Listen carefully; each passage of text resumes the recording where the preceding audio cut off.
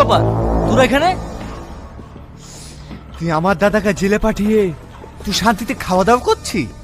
খেয়ে নে, এটাই তোর জীবনের শেষ খাওয়া। তোর এত বড় সাহস, একটা পুলিশ অফিসার বাড়িটা ঢুকে হুমকি দিচ্ছিস? তুই জানিস এর পরিণাম কি হতে পারে? পরিণাম সেটা পরের কথা, এখন তোর পরিণাম কি হবে তুই সেটা ভাব। কারা আপনারা? এভাবে উল্টাপাল্টা কথা বলছেন কেন? বেরিয়ে যান বাড়ি থেকে। আমি এখানে থাকতে আসিনি, তোর স্বামীর সাথে আমার কিছু হিসাব বাকি আছে, সেই হিসাবটা ক্লিয়ার করে চলে যাব। কিসের হিসাব? তোর কাছে দুটো অপশন, এক, তুই যদি আমার ভাইয়ের নামে সাক্ষী দিস তাহলে আমার ভাই ফাঁসিতে ঝুলবে, তার আগে তুই মরে যাবি। সেকেন্ড অপশন, তুই যদি সাক্ষী না দিস আমার ভাইও বেঁচে যাবে, তুইও বেঁচে যাবে।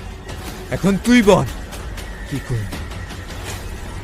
তুই কি ভাবছিস তোর এই হুমকি শুনে আমি ভয়ে পিছনে হাঁটবো? কখনো না।